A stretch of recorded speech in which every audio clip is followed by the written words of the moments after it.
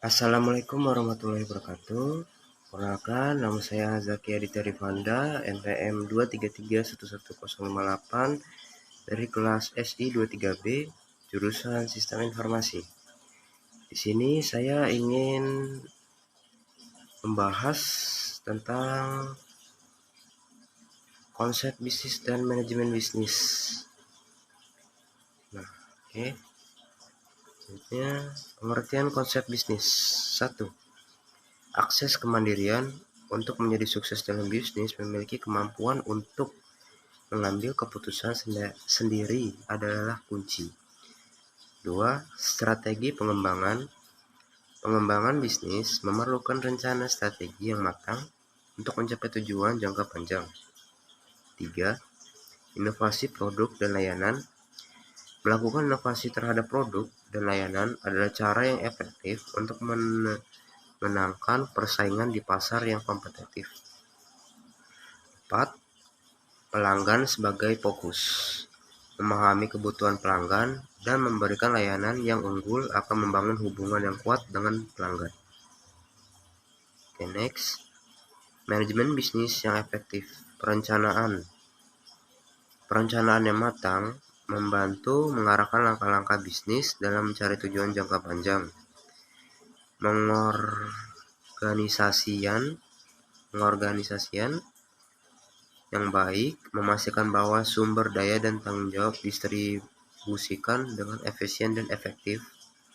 Pengarahan yang efektif dapat membantu memotivasi tim yang memastikan tujuan bisnis tercapai. Okay, next. Strategi pemasaran yang sukses.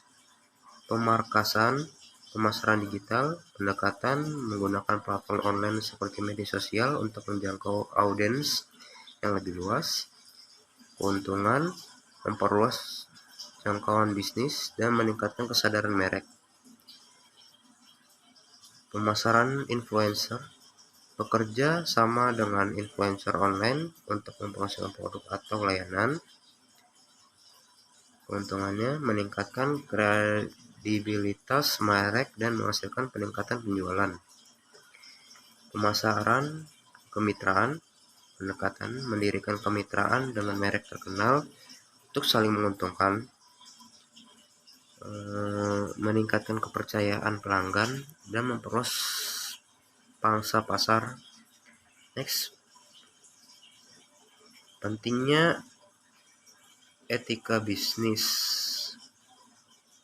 Etika bisnis yang baik dapat membantu membangun reputasi yang kuat dan menjaga hubungan baik dengan pelanggan dan mitra bisnis. Tanggung jawab sosial, melakukan kegiatan bisnis sesuai dengan nilai-nilai sosial dan lingkungan yang berkelanjutan. Kerjasama dan integritas, membangun hubungan bisnis yang kuat berdasarkan saling percaya, kerjasama, dan integritas.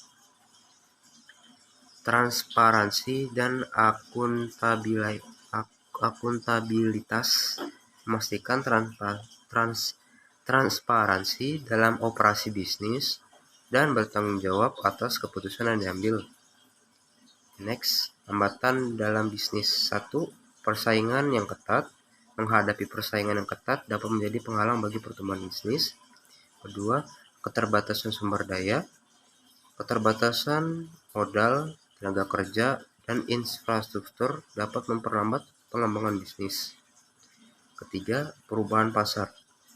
Perubahan tren pasar yang cepat bisa membuat bisnis sulit untuk menyesuaikan diri. Manfaat pelatihan karyawan. Meningkatkan kemampuan pelatihan yang efektif, membantu karyawan mengembangkan keterampilan baru dan meningkatkan kinerja. Keunggulan bersaing. Karyawan yang terlatih dengan baik dapat memberikan keunggulan kompetitif dalam bisnis. Kesadaran tim. Pelatihan berbasis tim dapat memperkuat hubungan dan meningkatkan kerjasama antara karyawan. Retensi karyawan. Pelatihan yang disediakan dapat meningkatkan kepuasan karyawan dan mengurangi tingkat perputaran. Next. Rencana pengembangan bisnis. analisis pasar, menganalisis pasar target untuk memahami peluang dan tantangan yang ada, perencanaan strategis, membuat rencana strategis yang jelas untuk mencapai tujuan bisnis, rencana keuangan, mengembangkan rencana keuangan yang terperinci untuk memastikan keberlanjutan bisnis. Oke, itu saja dari saya. Sekian dari saya. Wassalamualaikum warahmatullahi wabarakatuh.